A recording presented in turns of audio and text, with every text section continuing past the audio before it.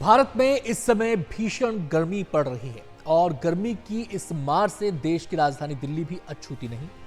दिल्ली में पड़ रही भीषण गर्मी और लू के थपेड़ों ने लोगों को परेशान कर दिया है। लोग घर के अंदर रहने में ही अपनी खैरियत समझ रहे हैं।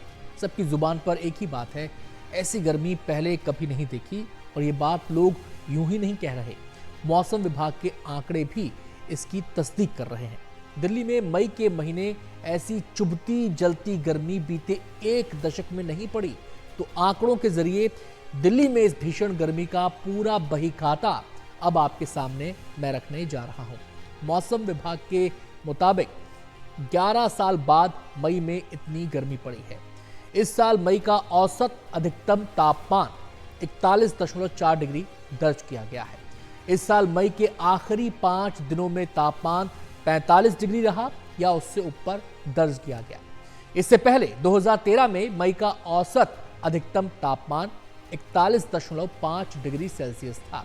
2013 की अगर बात करें तो मई के 6 दिन तापमान 45 डिग्री या उससे ज्यादा दर्ज हुआ। ये बात तो हुई मई की। मौसम विभाग के आंकड़े बताते हैं कि साल दर साल मई के महीने में गर्मी से जुड़े आंकड़े में बदलाव आता रहा है। औसत अधिकतम तापमान ज्यादा रिकॉर्ड किया गया है तो कभी कम।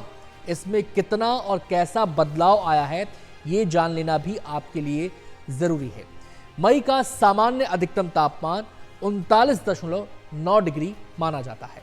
मई 2024 और मई के सामान्य अधिकतम तापमान में 1.5 डिग्री का अंतर है। सबसे ठंडा मई 2023 में रहा। और ठंडा किस लिए रहा?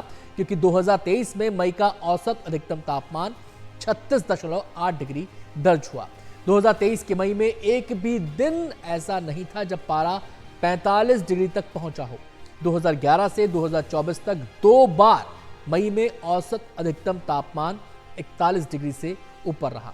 कुछ और दिलचस्प आंकड़े आपको बताता हूं। 2011 से 2024 तक 5 बार मई में औसत अधिकतम तापमान 40 डिग्री से नीचे रहा।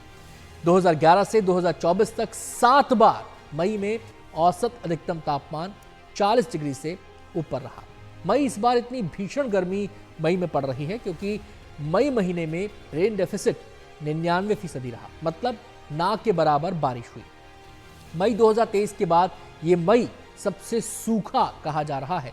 दिल्ली या हिंदुस्तान के जिस भी हिस्से में हम गर्मी की मार झेल रहे हैं तो हमें यही लगता है कि भारत में सबसे ज्यादा गर्मी पड़ रही है, लेकिन ऐसा है नहीं। गर्मी वैश्विक स्तर पर भी रिकॉर्ड तोड़ रही है और विश्व स्तर पर तुलना करें तो भारत में ये बढ़ोतरी कम दिखाई देती है।